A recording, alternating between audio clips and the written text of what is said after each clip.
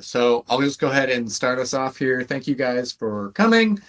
Really excited with everything that's going on right now. Pre-releases, getting better and better every day. Thank you, devs. And really excited to see the players coming in, day out.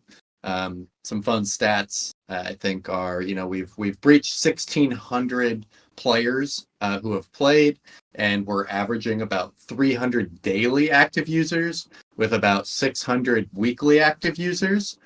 So I think with a game that's slow and methodical and very strategic like Influence, I think the weekly average is probably a better number to look at to just see where we're at. So super excited. Community missions, all but I think one look like they're definitely going to be completed, and one we will see. I know the First Alliance is shipping a ton of goods from where they were at back to Adalian Prime to try and get that one community mission done for everyone. So we'll see what that turns into. I think brief updates here is that the April 10th deadline for missions is going to stay there, but for feedback, bugs, and support, that will remain open until probably shortly before launch, along with the creator allocation. So we had, about 100 million for creators off the top of it. Yeah, it's 100 million for creators, and then 100 or so million for bug support. That is going to remain until, I don't know, maybe a week before launch. Chris and I will give you an update when we have better visibility on that. And then I've been seeing some questions around designating your address to receive rewards from pre-release. That is not yet open, but it will be in the assets portal when that becomes available. So with that, I'll toss it over to Chris. You can give any introductions, maybe talk a little bit about the patch notes I dropped in, and we can go from there. Great. Yeah. Yeah, I think it's been going really, really well. I think the last couple days have been pretty exciting because we've pushed a lot of changes that have been kind of a work in progress for a week or two now. We had, after the start of pre-release, we were responding as rapidly as we could to the bugs that popped up. Whenever anyone was having issues, we were resolving those as quickly as possible. And then after a couple of weeks of that, we were able to kind of step back and say, okay, now how do we address overall feedback? What's most important? How do we kind of incorporate the feedback into potentially game design changes? And there was quite a bit, and we've had some great feedback from all of you, from the community as a whole. And I think the last few days have been the first where really a lot of those have started to come in. Some of you may have seen the patch notes and the announcements this morning.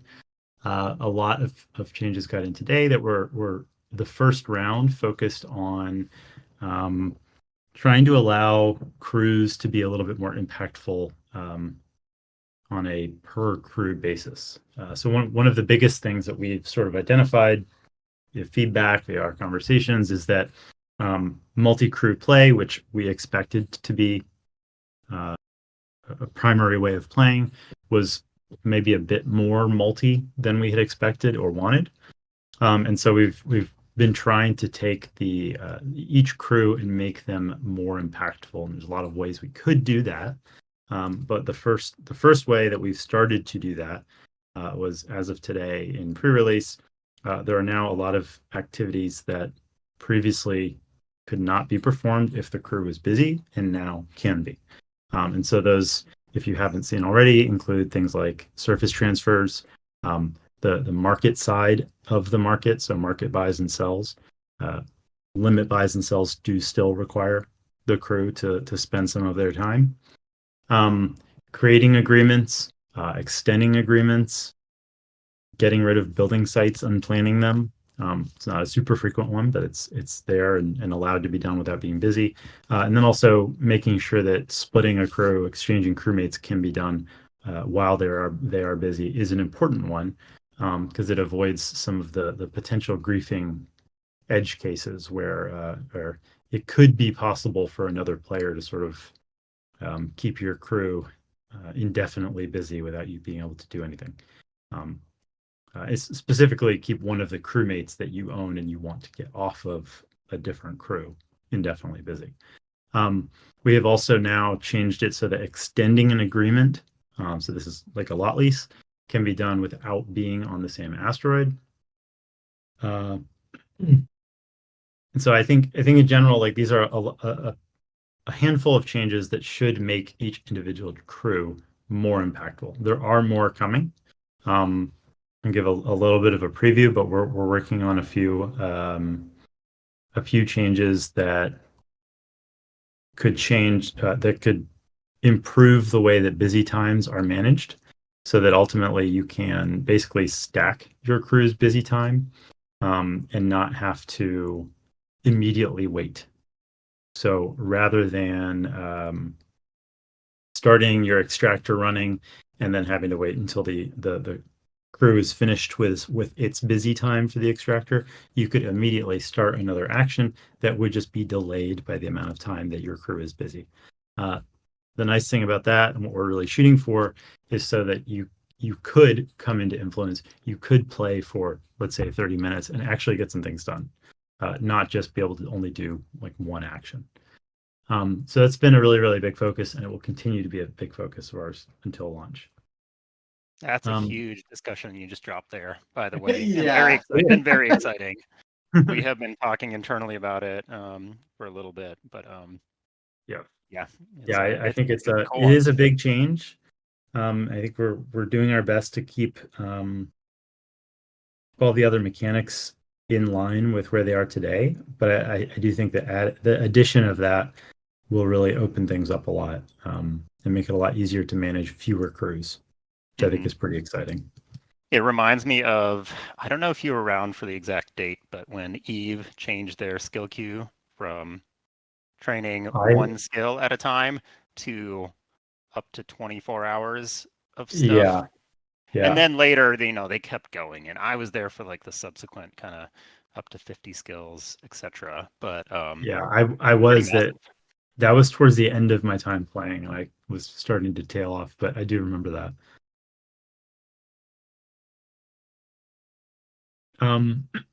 But yeah, so I mean, there's exciting changes coming. We're still staying, I think, quite true to the original vision, and most of the original mechanics are still very much intact.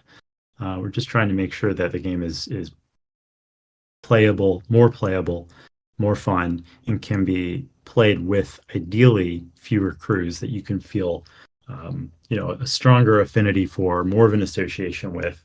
And when annotations come, which are coming very soon in the next few days, you'll feel closer to the crews that you ultimately want to roleplay with, and kind of add context to the events that they've performed in the past. So I'm really, really excited about that change, and you'll be seeing that come in the nearest future. It'd be oh no, go for it. No, go ahead. I was just gonna say I'm excited from all the community tools that we've seen built when the annotations get in. Potentially maybe Stark site or another site will pick up that those annotations and basically have stories that you can follow. Pick your crewmate, and you can go read their stories. So you could just have notifications or pages of a particular crew's journey through space. My head's been spinning on that one. Totally. I don't know if I'm sure given our audience that some of you have played Dwarf Fortress, but I kind of think of it as in Dwarf Fortress, it's all obviously procedurally generated, but you could kind of jump into any individual dwarf or any of the animals or buildings or whatever entity was in Dwarf Fortress, and kind of look at their history, just read about them, their thoughts and their history and the children they had. And it was always really fascinating to follow that. But the idea to me of having that be user generated and like that much more real is really, really exciting. Yeah, I'm who knows when it'll happen, but I'm sure there's a Twitter bot coming out soon or something like that that'll just put a tweet out anytime a particular crew says something. Mm-hmm. Which I don't know. I think that's a whole different, side of this game that we haven't seen yet.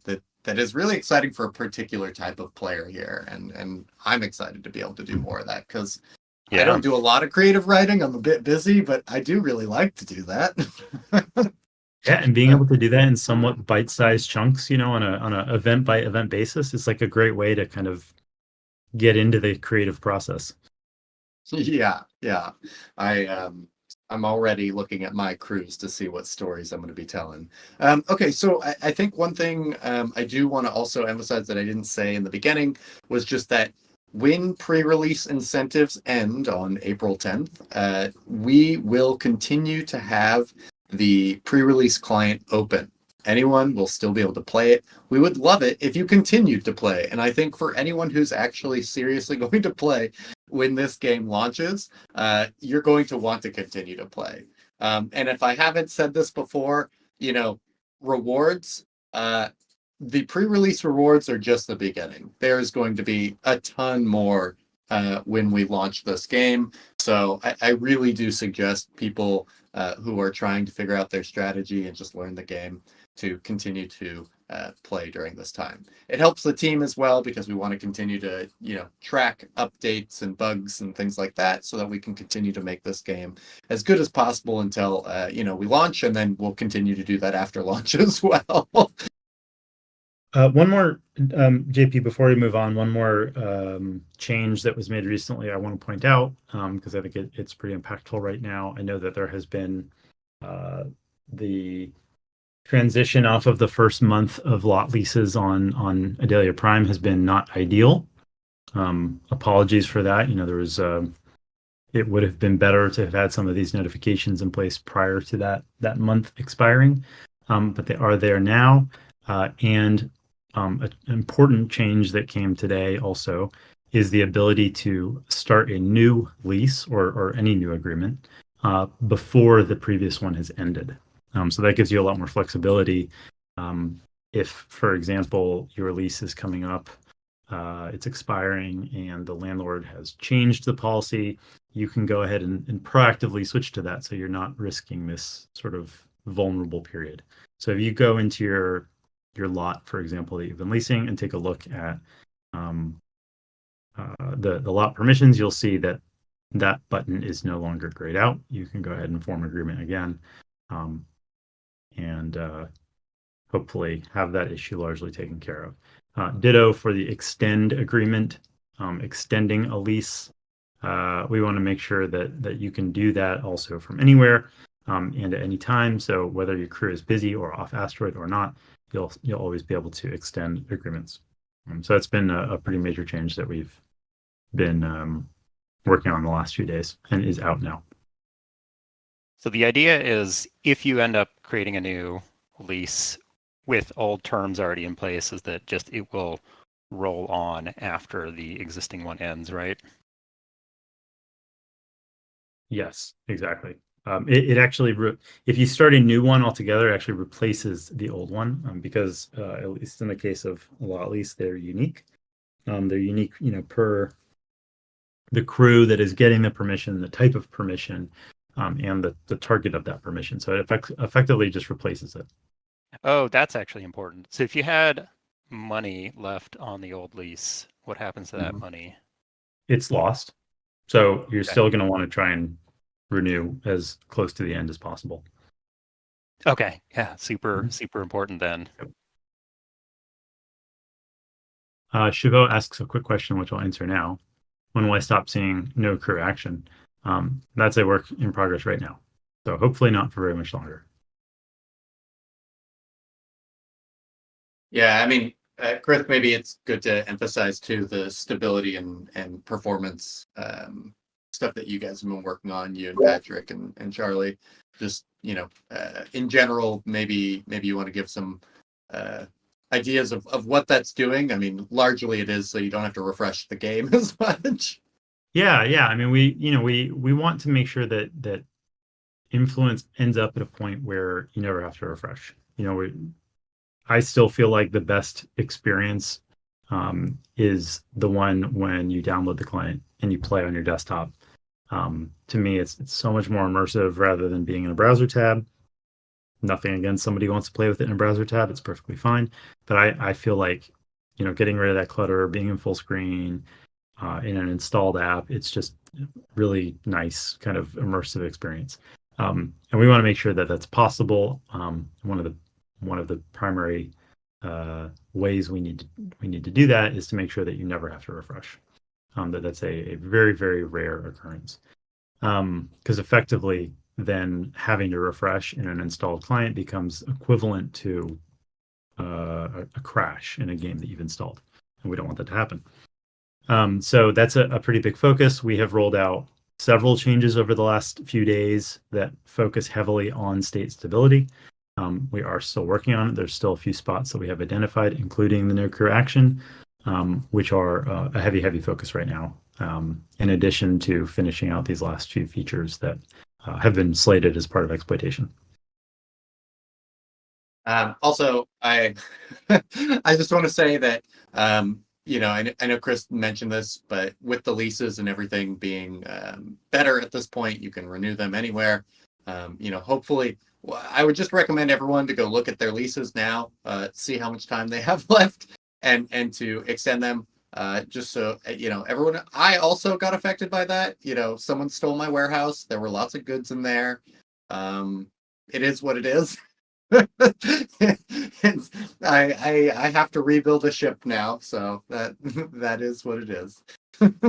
It's worth reminding too. We also, just to remind people, put in a 7-day warning thing, which has not been hit. So that'll be another good test.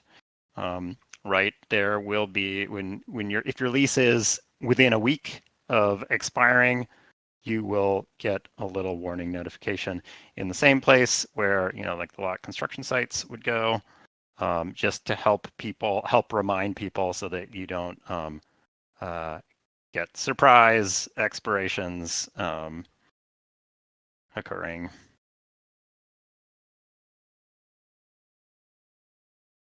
I see a few people asking, so I'll just say also that we haven't chosen an exact time on April 10th to close the missions. I will talk to Chris and figure out the best time for that. We just have to work within time zones that we can support.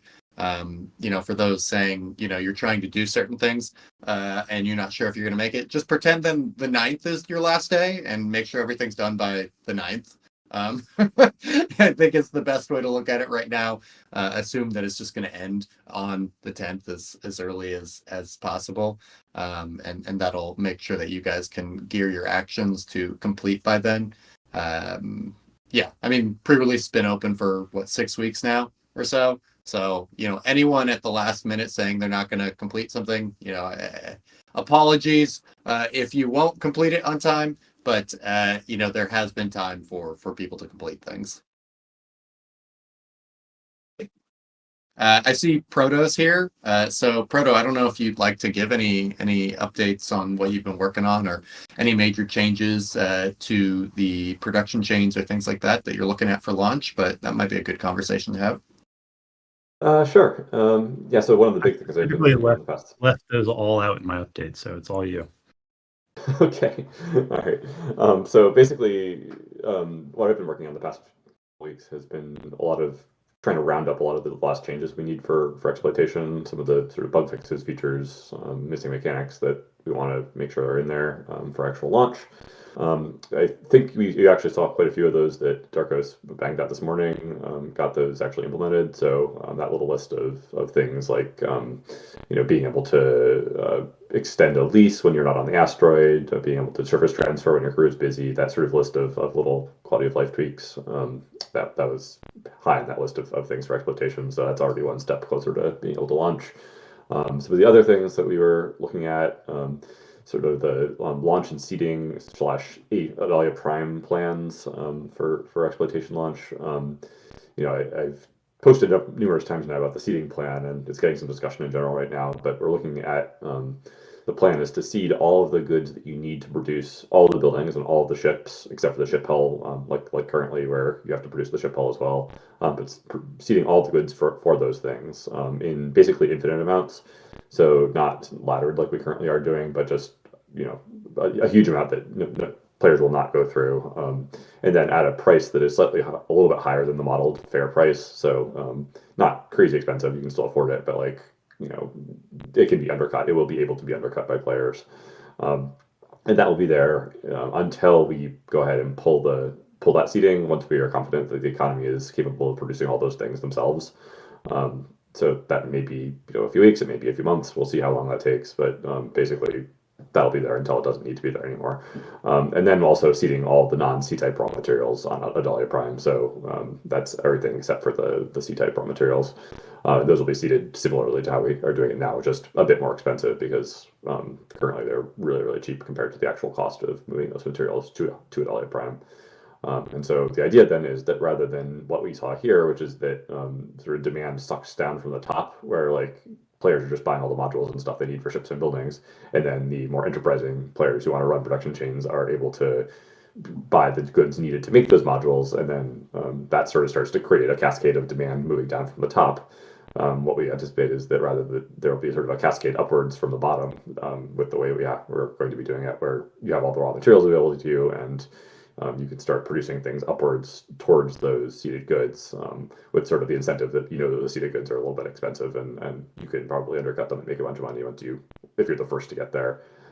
So we hope to see sort of a more organic flushing out of the production chains rather than what we saw with the seeded goods that we tested on pre-release, which is kind of inorganic. Like there's just all this stuff that's already there, and there's not much reason to make anything because there's already a huge amount of it there for most things. So that's the plan right now. We're still listening to feedback on that. If people have concerns, there's been concerns raised about propellant and things needed to make that, like the tungsten powder especially. So we'll take some consideration about that. But otherwise, that's generally the plan for seeding. Other little improvements like early access ships for medium and large rock holders. We're going to add a little bit of propellant to those so that you can actually land them without waiting for hours. That was just annoying. So fixing that. Adjusting rental prices for the smaller cities, Yakche and Saline. We're going to make those considerably cheaper than Arcos rent around the city, so that hopefully people will feel a little bit more incentivized to build near them rather than far away from them. Like everyone's basically just building at Arcos right now because there's it's just as expensive at the other two smaller cities and for less benefit. So everyone's just building at Arcos. And also we want new players to be randomly assigned to public Prime Council habitats on Adalia Prime, rather than to Lucinda's Landing, where everybody is starting out right now. So hopefully that will somewhat spread out the new player base to all of the 3 different cities, which again should just make for a more well-distributed early sort of distribution of players on Adalia Prime. So that's sort of fixing things that are relevant to launch specifically, and then for the things that we just want in the game before launch is ready. So we want to make sure that basically the rationing food penalty for when you're feeding your crews. I think Chris actually got that in today. Making sure that if you are running out of food, that you don't have to wait longer to get your food onto your crew. That was just annoying. Like if you're starving, having to take 4 times as long to get your food is just not sort of hitting you while you're down. So we don't want to do that. Things like adjusting the crew busy time. Your crew is for going production. to the food. Well, the food's coming to you. Food's coming to you. It's a surface transfer, but it takes 4 times as long, or took 4 times as long if you were starving. So we removed that limitation. It's just going to we changed it, right? Because now there's an inventory in your crew for food, right? Not so yet. It's the other way around. Your crew used to go to the food to eat. But it works exactly the same as before, except there's no penalty for starving when you surface transfer the food into your crew. Nice. Okay. And we'll get to that inventory for crews at some point. It's sort of on our list, but not probably for exploitation. Okay. Apologies for the confusion then.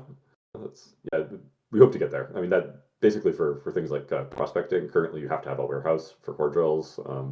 And also, if you want to feed your crew, you have to have a warehouse to put the food in first, both of which feel sort of unnecessary. So we're hoping to, at some point, introduce inventories for crews that would let you load things directly onto that crew and sort of be able to skip the warehouse step until you really need it for bigger things. That's not probably coming for exploitation. We're just sort of plotting that for soon after, probably. But what we are plotting for exploitation, crew busy times for production chains and for extraction, we're actually, I think, either changed this morning or about to be changed shortly to be 20% of the time taken rather than a fixed 4 hours for extraction and just the constant time B for production chains. So you'll see that both of those probably in most cases are going to get a little bit slower, but also will be more consistent with, for example, how construction works, which is, again, 20% of a certain period of time to make that building. So the implication of that is basically that your crews can only run up to a certain number of buildings at a time, roughly 5, maybe give or take a little bit, before they start to be too busy to have time for more buildings. So that basically means that as you build out your infrastructure, you're going to need to get more crews to manage those buildings rather than having a single crew potentially be managing dozens of extractors like you currently have now, for example. And for that is out now. That is out. Okay, great. So if you are doing But I production think chains, you'll notice that chain. I think Sergey made a good point that it actually does sort of make smaller runs much more feasible. Right. If you're extracting, like, if you need 100 tons off the top of your deposit, like, it's not going to take 4 hours anymore. It's going to take a few minutes. So it's hopefully that should be a good change for there's some big implications hidden under there for, I think, especially the overabundance of tiny core samples, tiny deposits. Sorry, and maybe their usefulness for resale. Well, maybe they're still pretty slow. Like those, we're not speeding those up any. It's just that the crew busy time is different now. It is a fraction of that overall extraction time rather than a constant time, which in some cases was longer than the extraction time.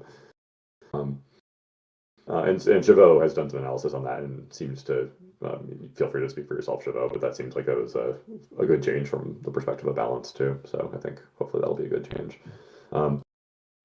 Other things we're looking at, the production chains is getting a number of updates. I won't go into all of them, but certain things like, for example, adding a way to add hydrogen and chlorine together to get hydrochloric acid. That's basically something that I missed. Like, people are building up chlorine and being like, what do I do with the chlorine? And obviously you should be able to make hydrochloric acid with that. So adding that in. Salty cement mixing and cement mixing are going to be on the refinery rather than the factory, just to make ISRU, in situ resource utilization, easier on C types. So you can, you don't have to bring an entire refinery and factory to make your own cement. You can just do it with a refinery. Things like carbon monoxide, we might add another production chain process that lets you get oxygen out of that, or potentially fixing carbon from CO2 or fixing oxygen and carbon from CO2 in the bioreactor. I'm thinking about things like that. Probably adding salt to food as an ingredient. So little things like that are just going to make the production chains a bit better and more balanced. There's some others as well. And then as for the new features that we want for the game, probably the top two are asteroid chat and event annotations. So we do want to have the ability to chat in the game before we launch. That will just add so much to making it be an MMO and not feel like sort of this browser game that you go to, but then go back to Discord to talk about. We would love you to sort of be immersed in the game a bit more. And then event annotations is the ability to add your own notes to every event that happens to your crew, or to other crews even too. So you can sort of chatter about certain things that happen. Somebody steals your building, go and write about it. Go write an annoyed letter to them or whatever you want to do. So it's going to be adding a lot of sort of rich lore to the game, or at least the ability to add that if you want to. Personally, I plan to add notes to almost all of my events once we have the ability to do that, just because it's fun and you can sort of create a history for your crew and the things they've been doing. We want to put the lease lot button in the main action tray. That'll be a quick one, but it'll make leasing a bit faster. You don't have to dig for it. It'll just be there on lots that are able to be leased. We want the private to account policy, which we've talked about before. So that's the ability to sort of share actions or share access permissions to buildings and ships between crews in your StarkNet wallet, StarkNet account. We think that'll be a pretty popular one. There's some complexity there, so we're taking our time to make sure we do it right, but that'll be a really nice one. We would love to have easier UI for switching between crews, sort of to go along with that, to make it easier to just jump between your crews while still being a single crew at a time. That's a constant we want to keep, but be able to switch more easily. We want construction sites to have permissions that can actually be changed, so that you can add other crews to add and remove products, to remove materials to it, and also to potentially even construct those sites. We're still thinking a little bit about that one, but I think it makes sense to be able to do that, just to bring it into par with all of the other buildings that you'll be able to share now that once we have the private to account policy. And yeah, those are the big Question new on features. that. Mhm. Or yeah, just because this is a question from Professor Saber, who had been, or Saber, that had asked earlier, but is there any simplification currently being planned for being able to source materials from multiple warehouses? As you were talking about that, I figured that Yeah, would fit in. that's technically the way we have service transfers implemented, is sort of these movements of materials from one place to another. That would have to change significantly to be able to support multi-sourcing for a single action. Not to rule it out completely, because I agree that it would probably be a nice thing to have at some point. But I don't think it's on the schedule for pre-exploitation. We may get to it at some point in the future. There's But a yeah, whole overall, add that that's to the whole list of issues that right. seem really, really easy in practice. Like if we could only have that, and I'm well aware of them too, but when you begin digging in, the underlying game rules or other things like that prevent an easy solution, at least for now, but they are long-term projects that we're well aware of. Yep. We'll get to them when we have a chance, and it makes sense to do that. But for now, just the sort of basic assumption is that everything has to come from a single building when you are running a production chain process. And then just lastly, there's a few sort of high-level fixes that we're aware of and tracking, and obviously there's many other bugs that we're also trying to fix before then, but these are like mechanic-related ones. So prospecting has some wonkiness with the discovery minimum being not consistent with the discovery maximum, how those are displayed, and also the amounts returned may or may not be a little bit low. We're looking into that. Can't confirm anything yet. We're aware that the pork chop plots don't display correctly, especially around the edges, sort of like in those lower percentages. Basically the percent where you click on it is not matching up to the colors on the graph precisely. So we want to make sure that those match up correctly. And then secondary refining yields are still not quite right. I think they're a little bit too generous at the moment, actually, based on if you're in a habitat or not, which at least I'm speculating that's the case. So we need to tweak those to make sure that they're correct. And the construction site having excess materials also, that is actually related to sort of the reservation system we have in place for inventories, where currently it's only tracking like the total mass and volume that you have reserved, not specific to the products that are actually being reserved. We're hoping to update that so that individual products will actually have reservation amounts now, which will let us prevent you from actually putting too much into a construction site when you're moving materials on to it, which is the cause of that issue where you put too much into one and then you can't complete the transfer of the remaining amount, and then you're stuck unless you remove materials. So hoping to fix that one. And then of course lots of other bugs that I won't mention, but that we're still tracking. But that's a big picture of sort of what we're looking to get done for exploitation. And again, a lot of that actually Chris has made some serious inroads on already. So it's pretty exciting to see those getting done and us getting closer to being able to launch this game. So with all that said, I want to throw it back maybe to Chris for a second and just get your take on, how are you feeling about launch, and where does that put us now with all the bugs that we've fixed and updates that we have? I know we've done this last AMA, but how are you feeling about, launch soon? It's closer than it was last week. I would say quite a bit closer. I'm feeling good about it. I think we're moving along. Things are getting more and more stable. The list of changes is smaller and smaller. The outstanding features that were initially stated for exploitation, not including those sort of improvements that we've identified and are working through, is very small at this point.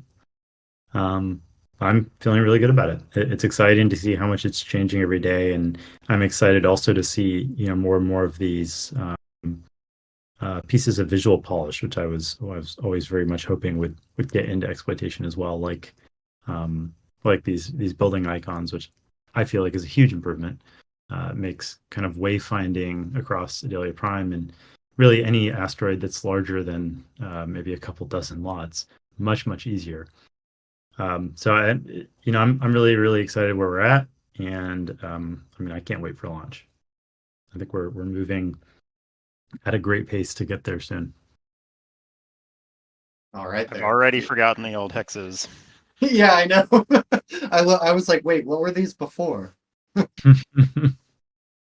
So let's go ahead and dive into some of these community questions. So anyone here who has a question, please do type that in the channel and we'll get that, answered. Also, if you want to come up on stage, just raise your hand and we can get you up here. I'm just going to scroll up. There's a lot of chatter here. So got to see if we've missed, let's see here.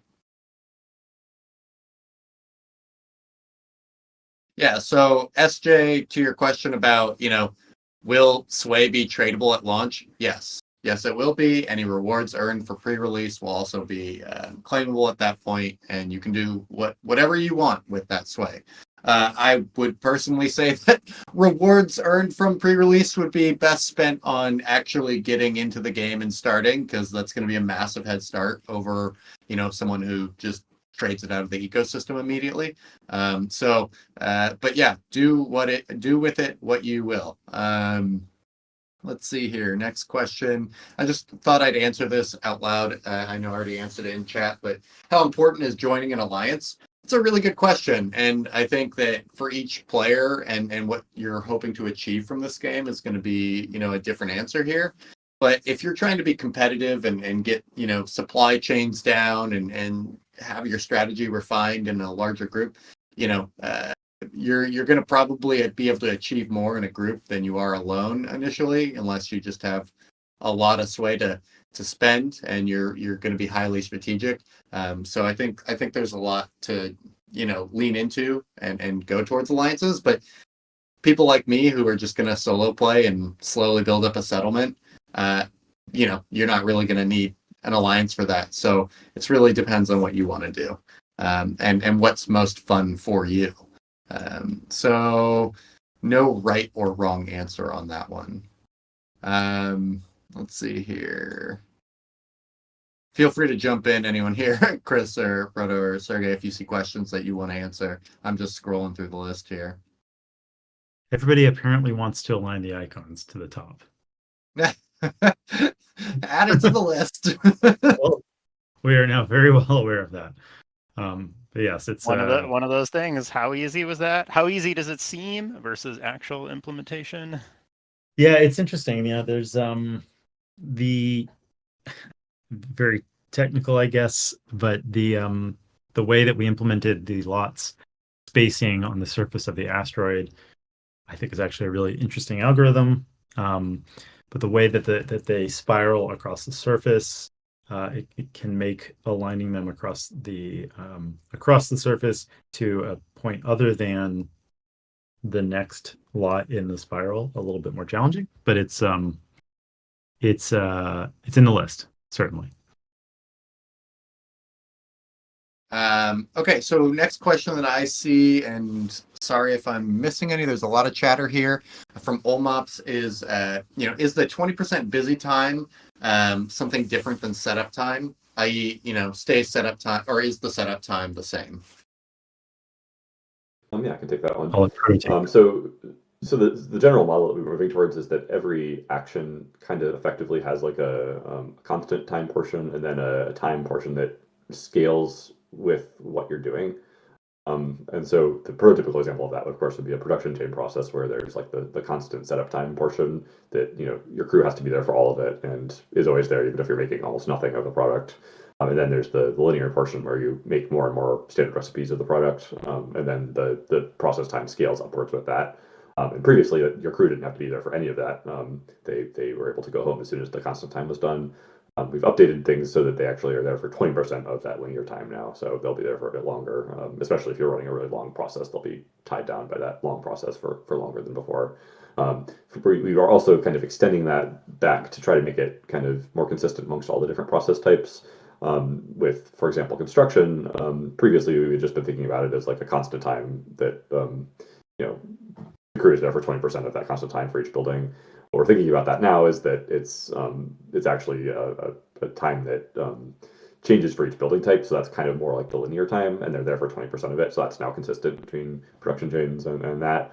And then for extraction, previously it was a 4-hour constant time that the crew was just there for the whole time. We're moving to no constant time and just the time that it takes to run the extraction, 20% of that the crew has to be there for. So again, consistent with how we're doing that. For prospecting, it's purely a constant time. There's no linear section of that, so the crew just has to be there for the whole time for the prospecting. But again, it's all kind of consistent now with how that's working between the processes. Hopefully that will make it easier to understand, especially once we have what we really want is like a better graphic for displaying all the timers and how they all add up to get to each other. We sort of want to display that as like a little timeline for what your crew is doing, what the building is doing, and what your materials are doing over the course of each action, so you can sort of intuitively see how they all sync up with each other. We don't have that yet, but we would love to get that at some point soon.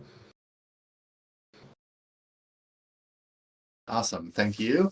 So there's a question here about upcoming sales and the price of asteroids. Price of asteroids right now in mainnet is accurate, $90 for the base asteroid.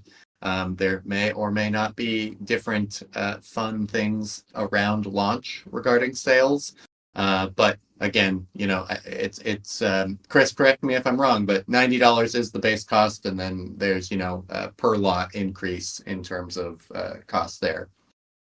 Yep, that's right, and you can go check that out on mainnet now. So if you have your eye on an asteroid that has become dear to you while playing on pre-release, it's worth checking if it's available now on mainnet. Yeah, I have my eye on one that's not a 30-degree incline. I type in the Trojans.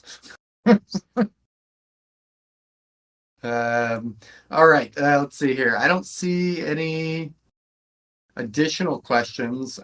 So guys, if you have any other questions, I'll give it a few more minutes. Otherwise, we'll close out once we see questions are died off. I know not everybody reads the chat. So I did want to just sort of bring up Gutsy's comment about feature creep and my response to that. I think this is one of those thought processes that gets almost any project, almost any long running, big project in trouble. And it's sort of that decision to say like enough. It's not perfect, nor will it ever be, but at some point it has to be enough, and you have to let it out into the wild. And we are really, really striving not to fall into that trap of saying, well, there's one more thing we can do, there's one more thing we can get perfect. And so we've been moving with that in mind towards launch, trying to be as strict as we can about deferring things that don't have to be in for exploitation. But what that means is that some of those things that would make the game more immersive, more exciting, more interesting, will come after. So Influence will continue to evolve and continue to improve. I mean, as everybody here, I'm sure, knows, Exploitation is the first of 3 major releases. And even between those, you'll see a lot of content will come. We've talked before about the durability and repair expansion, effectively, that will come between Exploitation and Discovery. You'll see more and more random events that apply to more than just sway, also apply to traits and kind of various other potential pathways for crewmate development. So this won't stagnate. After Exploitation is launched, we won't be stagnant. Things will continue to change and improve and get better, and there will be more and more to see, every week that you come back to play more and more. But I think we'll be really, really thrilled to say, like, we've reached the milestone that we set for ourselves, and it's time to launch. I think it's going to be a really, really exciting day. Speaking of going out into the wild, actually, this is, I think, a perfect segue into reiterating our plans for testnet and kind of, the iterative approach of launching updates frequently and vetting them. I'll maybe let JP you talk about that, but the short answer is basically there is a version of the game that's out into the wild, and that version will eventually transition to the full release version of the game. But with that being said, we are going to keep testnet up specifically to be a sort of preview, just like public test realms work most of the time. into what's coming out soon and what's coming up next. Yeah. Okay, so I'm just gonna keep going on questions here, and for people to understand mission rewards as the 10th gets closer and closer here. Each crew is independent. If you do the recruit crewmates crew or mission, for example, and you do that on 100 different crews, that doesn't mean that you have completed 100 missions and you get 100 missions worth of rewards. It means you've completed one mission on 100 different crews and may or may not receive any reward according to the current outline of mission rewards. So I know I've said this a bunch, but think of crews as individuals. They're each separate.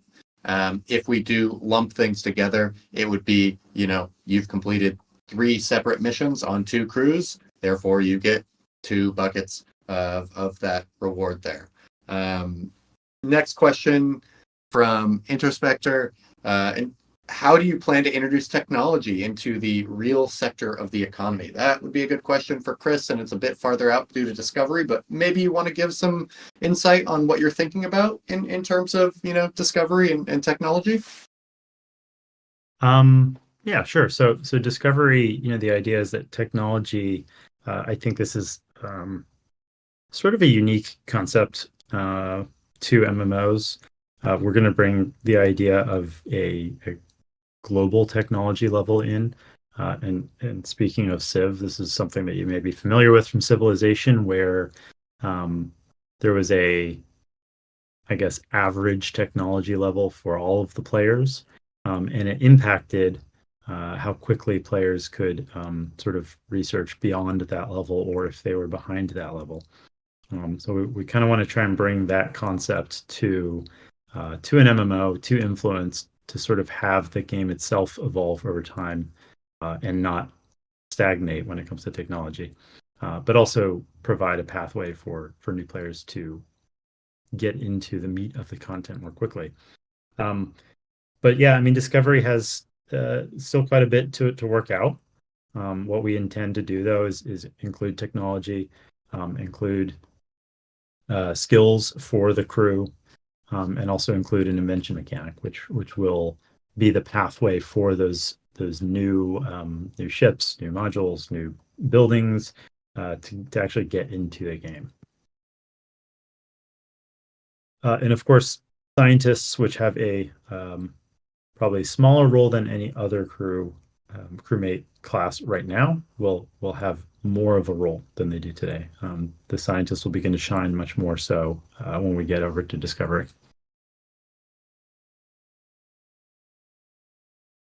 So we've got Gutsy here who wanted to come up and I assume ask a question. So the floor is yours. Yeah, it's hard to type out this question, but it's more of a... first, can you hear me okay? Yes. Yeah, we can. Perfect. How would you, like we talk so much about production chains and strategies, but one thing I'm noticing across lots of members in general is the alliance. Like how are you foreseeing, or how would you kind of spin up your alliance with the mechanics you have today, with incentives, people's sway, feelings and all that? Like, what is a general thought that you or any other team had for kind of running an alliance? How about that? Big question, I know. Sorry. JP, you want to take that? I know you've been having lots of conversations with alliance leaders, both here and elsewhere. I'll be honest with you. I heard about half of it because an alarm went off in the background here. So if you could repeat the part, the question, I'm more than happy to answer. All right, JP, you have a 2,000 lot rock. You have an alliance. You have people to manage. What's your high level management of that rock? Incentivization, the mechanics. What do you do? Oh God, I mean, that's such a big question, and it's going to depend on what the objective is too. If you have an alliance, 2,000 lots, 50 players, I really would focus on maybe one specific part of the supply chain.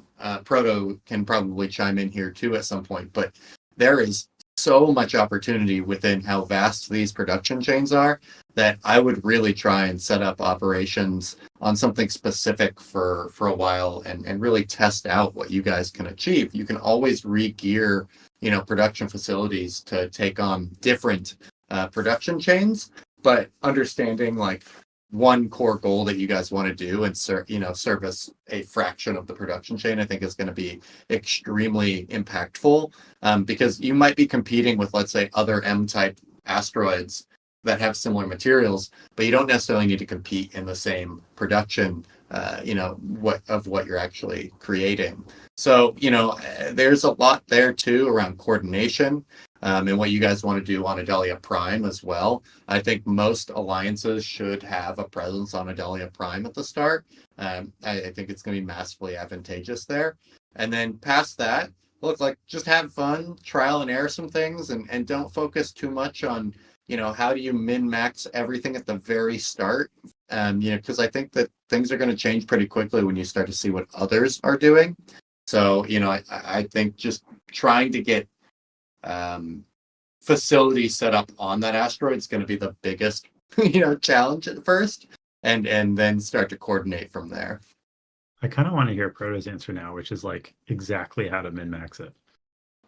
Well, my answer was going to be you should ask Gray Area, because I haven't done this, but Gray Area has. It's true. That's funny, because I was just going to chime in with my answer would be like a people-centric answer of figure out what people want to do, like where people have fun. And I think Chris can speak to this from like running one of the big EVE alliances too. Some people really want to get deep into the production chains and other stuff like that, but like you might just have, I don't know, a couple people on like expired site patrol if they want to be pirates or something like that. Just explore it. Like exploration might be a game loop that I haven't really discovered yet, but if propellant and stuff like that, I don't know, prices stabilize, just visiting other asteroids could be kind of fun. If anyone's got an asteroid that becomes a kind of squatter's paradise because they've scanned it but have not decided to put any leases up on it, that could be an interesting gameplay for people to come and exploit. You're right. I mean, it's not much of a strategy, but it is true. I haven't mentioned in a while, but I did help run the Test Alliance, which was an outgrowth of the Reddit's corporation in EVE. We were like the second largest alliance in the game. I think it is still one of the top 5. And one of the really, really interesting things I learned about, I guess, communities in general, but running an alliance in a game was just how important fun is, and how much of the focus in managing the alliance was about finding the fun. And I think that's key, because ultimately your alliance is a community, and so if you can find enjoyable things to do and bring people together, you're going to have much more success, and have a group that is likely to stand the test of time. Now, of course, none of this probably answers the question that you wanted answered, but hopefully it's interesting nonetheless. Yeah, it's away from the development of the game and strategy, and more so just human thought. Like human coordination is incentivized by fun and obviously earning rewards. And in EVE, for example, it was the kill board. Your EVE kill board was a powerful incentive. So thank you. Yeah, and it was all about finding fleet fights, no matter whether the fleet fight resulted in you losing, a bunch of, almost real money, considering how liquid ISK was in the real world. I hope the first influence ship kill is full of potatoes. That's the first kill in influence. Yeah, we don't have kill boards quite yet, but we have a marketplace fees leaderboard, maybe. It's going to be economic warfare for a while. It will. Although I've been surprised how much PvP we've seen as it is, with people ganking each other's lots. Some of that obviously is sort of on us, but it's been interesting to see that happen here and there, and I think we'll see it more and more. And the squatting mechanic, when we do come across it on asteroids that are sort of not frequented or sort of pseudo abandoned, should also be really, really interesting. And the price But yeah, wars in the marketplaces I have can't been wait for, vicious too. what was that? The price wars in the marketplaces have been Mm. vicious too. Like Yes. there's been a lot of back and forth Yes. on those. Definitely players are going at it already. Yeah, and one thing I will say too is because I've been diving into a lot of the alliances that are part of Star Atlas and some of the other games within the ecosystem that we've built, and the things that I'm seeing a lot of alliances do is that they have kind of a slogan or a motto or a primary goal. So the AEP alliance that some of you guys have seen, their members here and starting to play Influence, their goal is to be like the top industrial alliance in any game that they play. Whether or not they are that, that is what drives them. So, I think if you're going to run an alliance, I think that just having a somewhat of a goal behind it is going to lead you to be able to strategize a lot better around that. And then as you guys have been saying in Star Wars Freak is find the fun. That's where opportunity is. Like if you can help produce whatever people like to have fun around, then you're going to be just fine.